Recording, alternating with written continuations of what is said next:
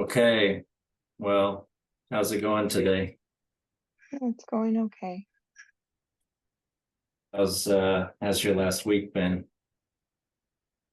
Mm, yeah, I've had a lot on my mind with figuring out the school stuff.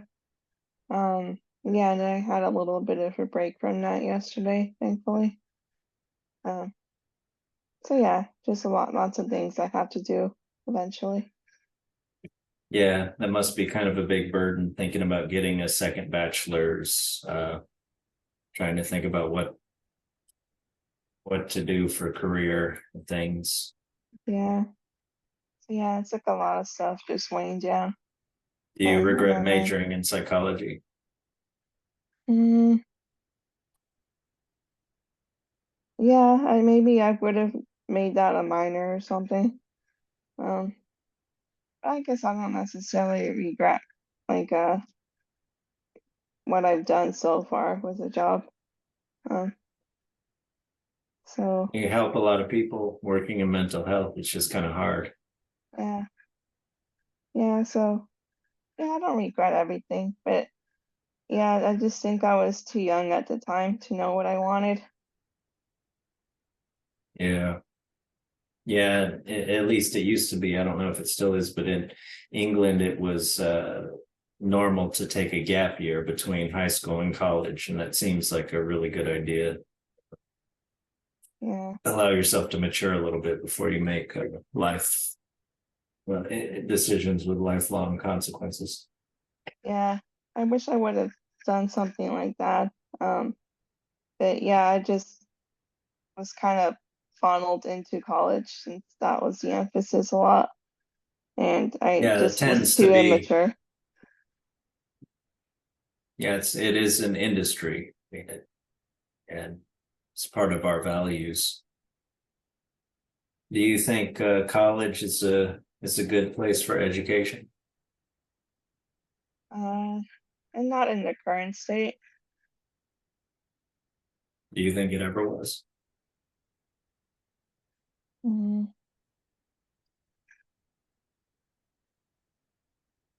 no, it depends if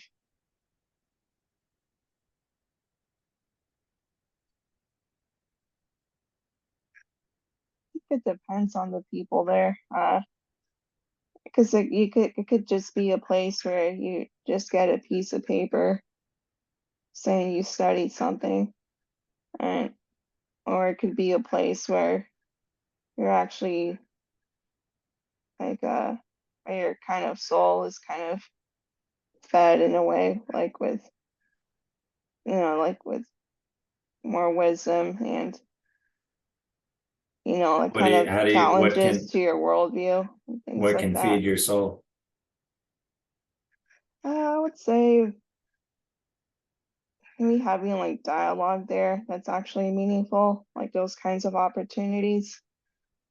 Where That's more what kids do among themselves, but you don't think there's something to be learned also uh, from books and the culture or science or other things.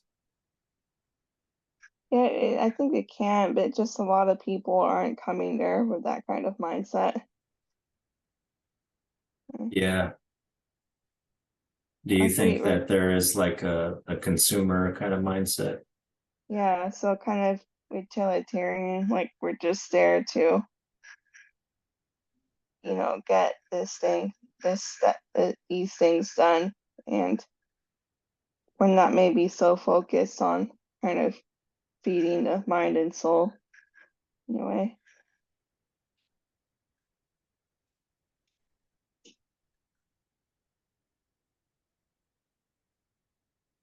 Well, I guess we had just read a Grimm's fairy story, Our Lady's Child. Maybe that can give us can talk about that a little bit. Do you want Mm, to give a summary of the story? sure. Yeah, I think the beginning might have been a little spotty for me, so just fill me in if I miss something. So there was a carpenter that had a child. Well, a This woodcutter, yeah. Yeah, a woodcutter that had a child. and the family was very impoverished, so they couldn't take care of her. So one day the Virgin Mary appeared and offered to take care of the little girl to kind of relieve them of that burden. And he agreed. And Mary then took the little girl to heaven, and eventually she was given some keys. Uh, I think it was for Doris, right, that she had to take care Yeah, of. yeah, 13 doors. Mhm. But she was forbidden from opening the 13th door. And uh, eventually, over time, she grew increasingly tempted and curious about what was behind those doors. Yeah. And Well, she decided, she opened the 12, and they were 12 disciples, and she of mm, Christ, and she rejoiced, and there were other angels around stuff mhm, too when the Virgin Mary was gone, when she'd been given the mhm. keys. Yeah, and the angels would steer her away from opening the last door for a while, but eventually her curiosity grew to a point where she waited for them to leave, and then she opened the door, and behind that door was the Trinity. And she went inside, and uh, she touched, there was like a golden light coming from the room, and she touched that light, and her finger turned golden. And at that point, she was very frightened and ran away and closed the door. And then afterwards, uh, see, Mary came to her, I think, to get the keys back. Uh, and she asked the little girl if she had opened the door, and the girl denied it. And she asked the second time if she was sure she didn't open that door, and she denied it again. And then at the third time, Mary noticed the golden finger on the little girl, so she asked again, and the little girl once again denied it. So she was, I think, cast out of heaven, and found herself in some wooded, secluded area surrounded by thorns. So she couldn't really find a way out, and she spent years living in nature. And after those years had passed, there was a king that was out hunting in the woods, and he found the he cut through the thorns, I think, and found that Well, secluded area. mm, And he noticed a young woman there with golden hair down to her feet, and it was the little girl. And he tried to communicate with her, but noticed that she was mute. Uh, because oh yeah, I forgot that Mary took away her voice too when she was cast out of heaven. Um, but yeah, so eventually he still asked her if he wanted to return with her to the castle, and she just nodded. So he took her back and fell in love with her, and she became his queen. And she gave birth to a child, a little boy. And after his birth, Mary appeared once again and told her that her voice would be returned if she just confessed to opening the door. And if she didn't, her child would be taken away to heaven. And she denied opening the door, so that child was taken away.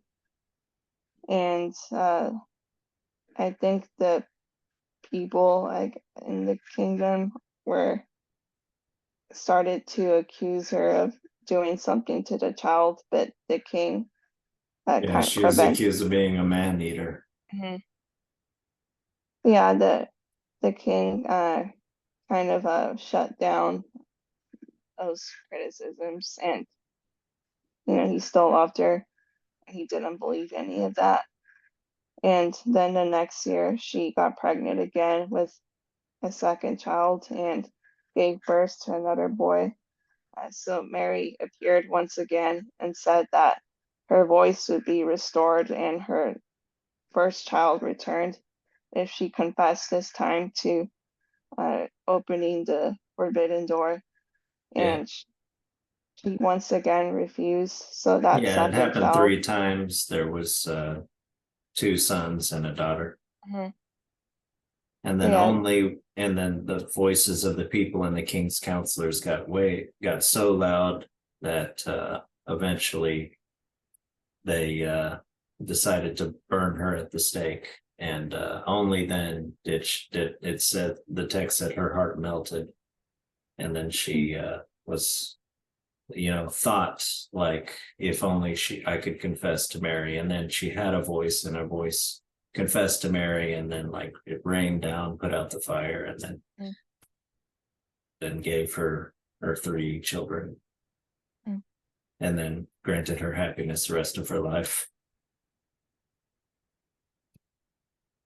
Sorry, yeah, there's a lot of repetition. I thought we could probably like just go through the rest of it.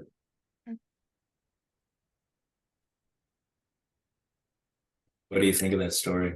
You started to say before to me that she's stupid. Yeah. Well, she's very stubborn, right?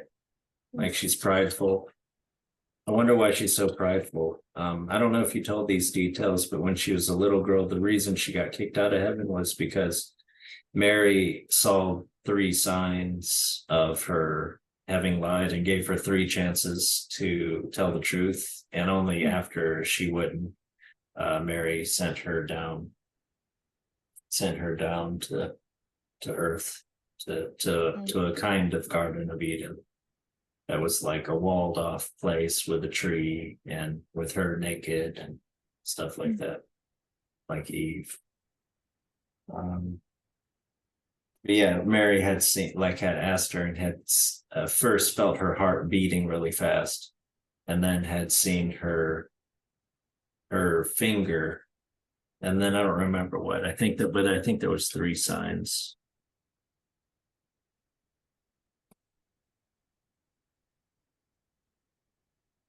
Yeah, she saw her finger. She felt her her heart. Saw those 2 signs, but asked her 3 times.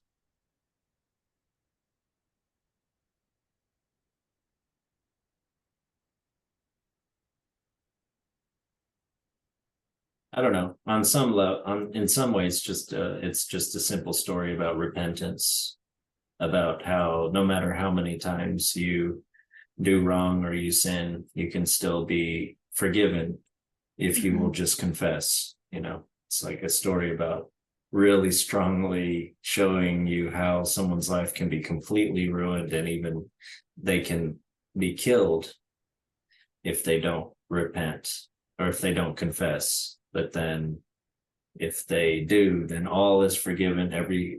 The story just turns completely around. mm,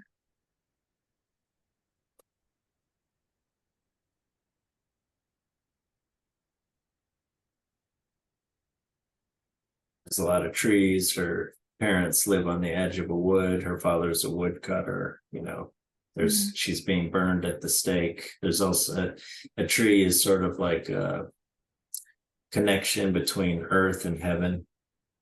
mm, She lived in a tree.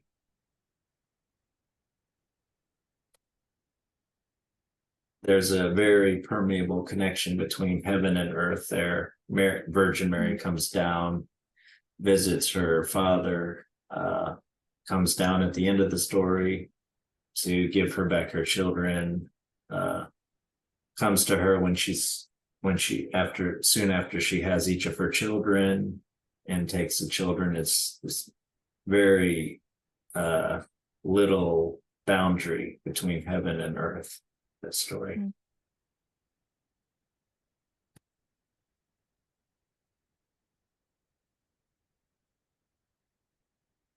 And Virgin Mary always comes when there's a need, like when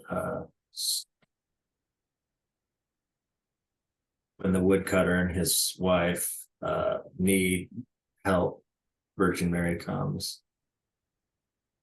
And when the woman, after her years of sort of destitution and isolation, and then she's saved by the king, and then she has a children, and then I guess you could say, because of children, there's some need to confess your sins or not pass the sin down to the children, or maybe there's a connection there or something, sin on her heart, or for her to be able to communicate with people is really necessary. She needs to get her voice back. So Virgin Mary comes.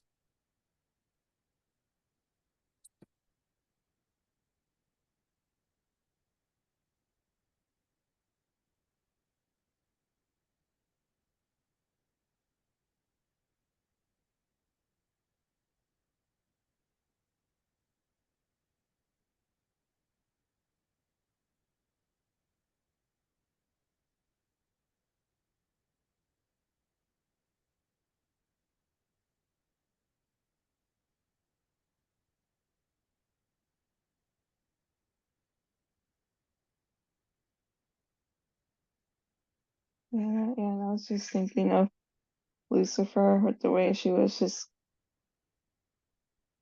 cast out of heaven into the woods. Yeah. Yeah, I meant to think about that. Yeah, she was given all, and this was kind of like the Garden of Eden. She's given everything except for something. And she still wanted that. There was still something that was taboo, something that was forbidden, and she still had to do that. And then, yeah, is it? Well, it's just like the Garden of Eden story, and maybe, yeah, Lucifer is kind of like that. But Lucifer's trying to get power. Yeah. In the Garden of Eden, it's more like their curiosity overcomes them and they disobey. And so it seems like that's more of a parallel with her. Like her curiosity overcomes. She's specifically told not to do one specific thing. Otherwise, the whole garden is their realm. And she has the keys of heaven. The whole all of heaven is her realm. But this one thing. So that, I think it's more like the Garden of Eden. And then she goes down and she's in the forest. She's bounded by thorns. She's in like this kind of place, but it's sort of the opposite of the Garden of Eden, that is sort of destitute. She has nobody else. There's no God there. There's a tree, but it's not like there's an abundance of food. It's more like she's just eating nuts and hiding in the hollow of a tree with leaves to cover her up for shelter.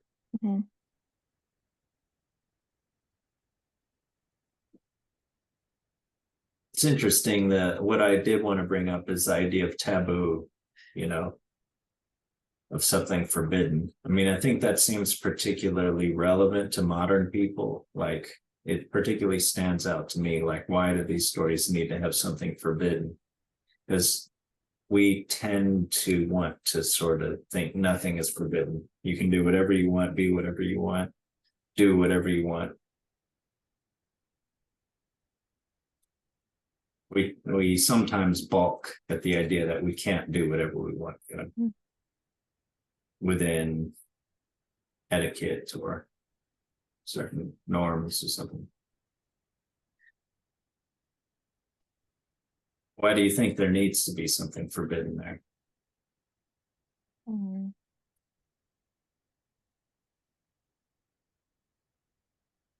don't know, I'm just thinking something along the lines of there needs to be some kind of order in nature. You need something forbidden in order for there to be order.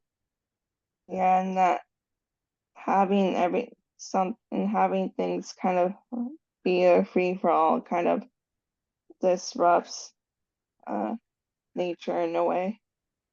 And kind of leads to some sort of chaos or I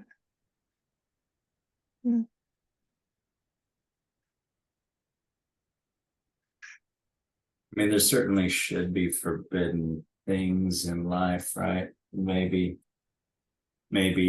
having stories where there's something forbidden and a harsh punishment, ostracism, losing one's life, literally or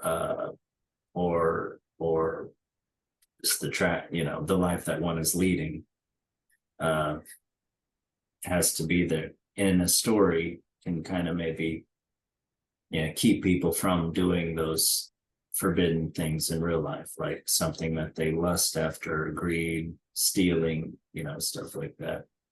And Instructional yeah, stories. yeah, I'm just thinking that generally like a society can't exist if there aren't things that are taboo. Uh, or else we might just delve into like anarchy and just like I don't a life people don't want, I guess, don't really want to have. I mean, that seems like kind of a jump to go from just we need things that are taboo to if we don't, there's anarchy. I mean, can you explain that? Mm.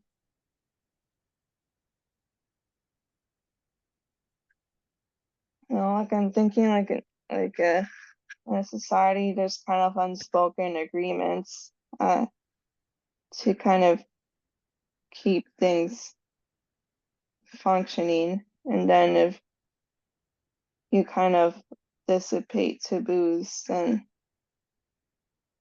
there's no more like agreements in place of like we can't do this, we should do this instead.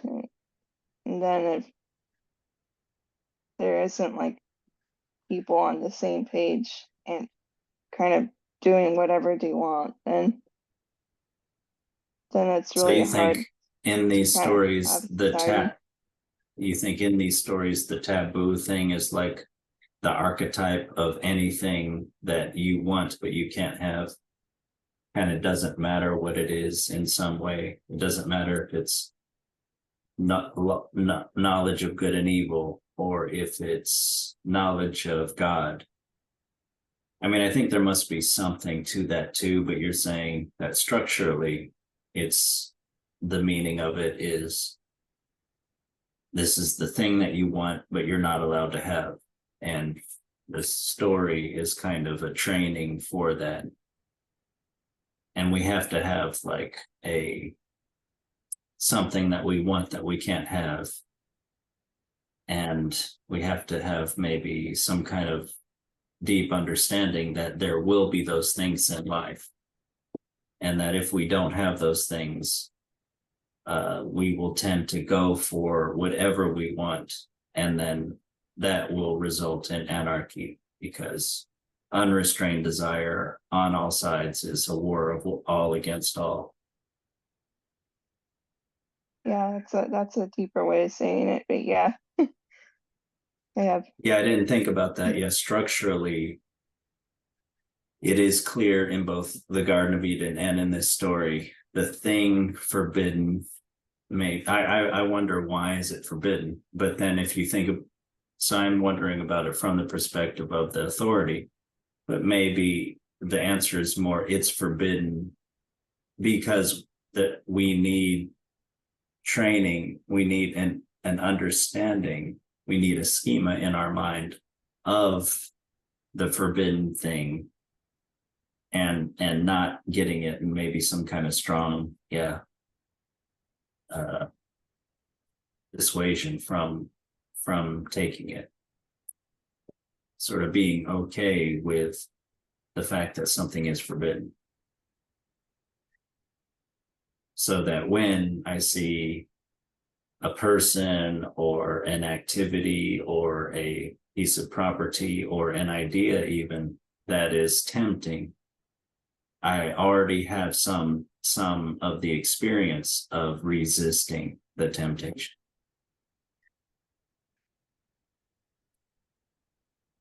But then you could talk about it on a deeper level, on a more specific level of why it's knowledge or the Trinity or something like that, or the golden finger.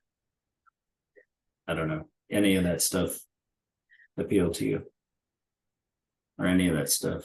You have any idea about? About what the golden finger means, you mean? Or Any of that stuff, yeah.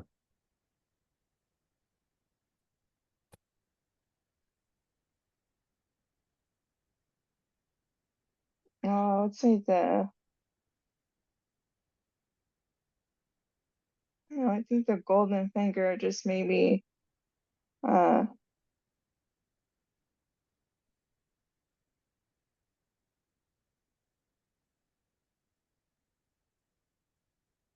like it symbolizes that part of that person is like not mm,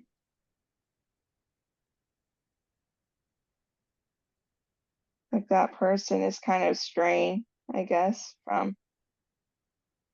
from those like agreements, I guess, regarding like what is taboo and kind of keeping it that way. Mm, Are you just saying she's received a mark that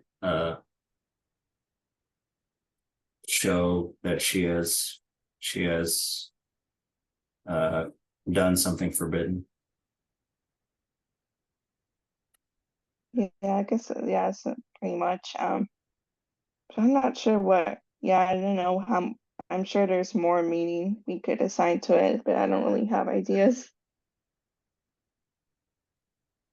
I thought of my well, it's sort of the opposite of the Midas touch, but you know the story of King Midas in ancient Greece, where he was given a wish for whatever he wanted, any wish that whatever he touched would turn to gold. Mm, And then it was more than he bargained for because, you know, food and drink became gold, and eventually his daughter, his beloved daughter, became gold when mm, she ran up to him when he wasn't aware of her. mm, But maybe it's this sense of, yeah, there's something that I wanted, that I thought I wanted, but it's too much for me, and it poisons me in some way, or it's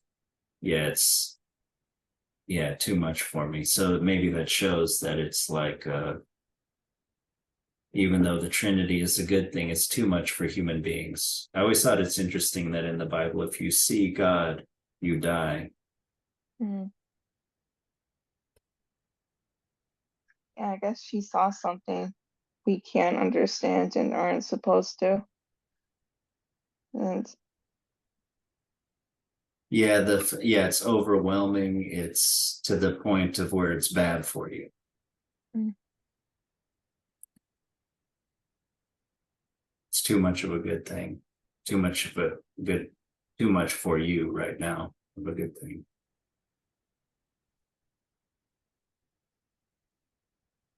Yeah, the concepts or a concept of God is interesting. Sometimes I think it's obviously personifications of certain virtues, or going back in mythology, personifications of certain natural forces. Uh,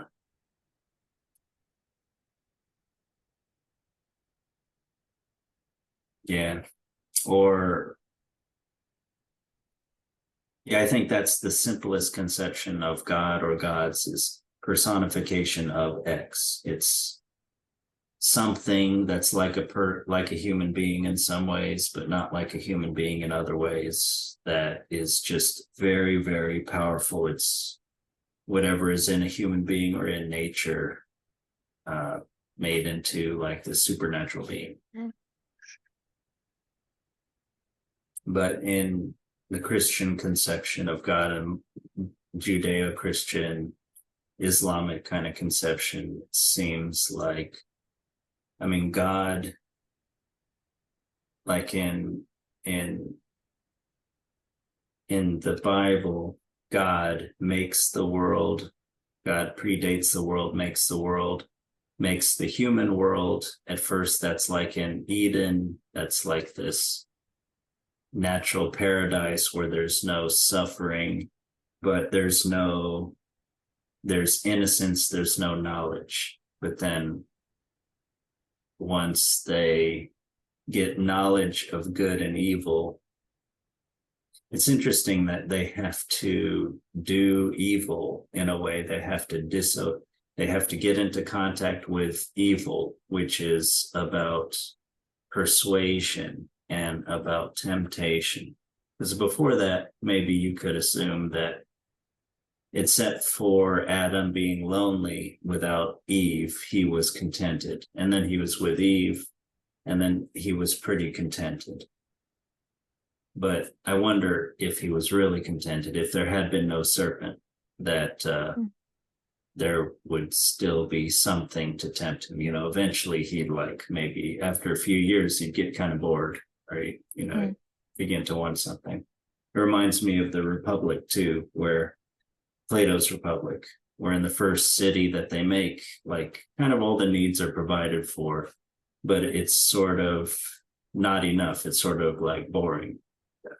And you could think it's not enough for sensual pleasures or it'd make you bored, but it also is maybe not enough to sort of show you, to sort of fulfill human potential, like for, I don't know, more talented human beings or more ambitious human beings, or etc.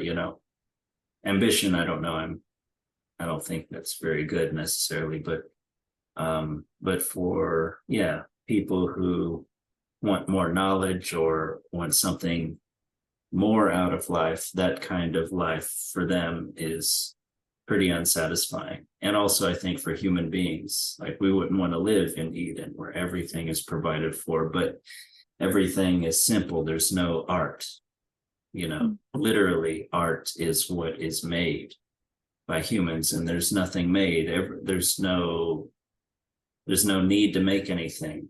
We don't even need clothes. It's not cold enough, that to where you even need clothes. You don't need shelter. You don't need the sublimation of certain desires and things through art.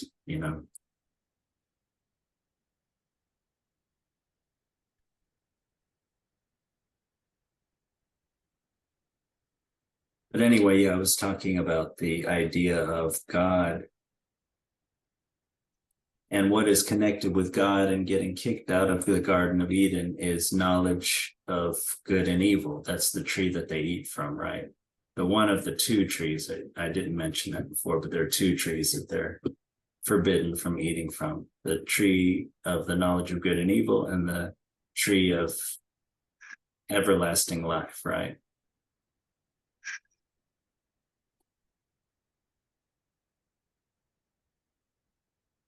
But but it seems like God is connected with knowledge, and there's probably other things, but knowledge and power is kind of connected there.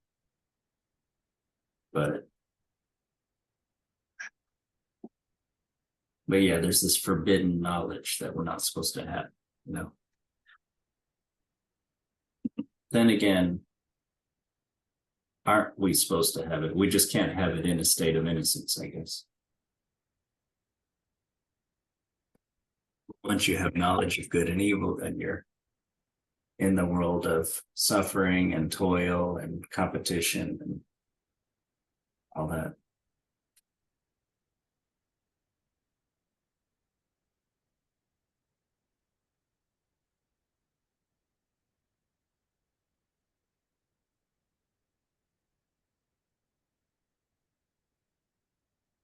Thoughts? Mhm.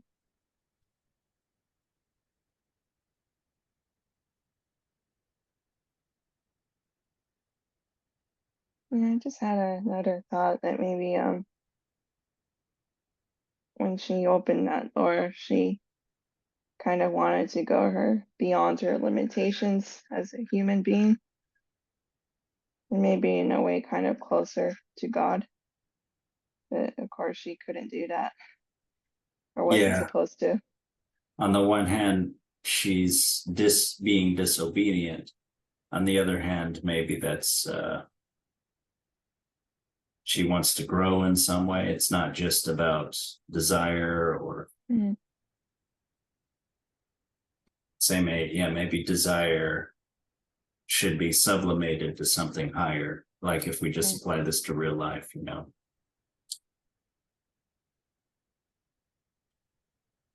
Okay. And maybe we can get back to the four agreements next week if you want to, as Right. well as other things, and maybe read another story. Mhm. Okay. Yeah, maybe think of conceptions of God if you want to. Mhm. Okay. Well, again, soon. Sure. Okay. Well, thank you.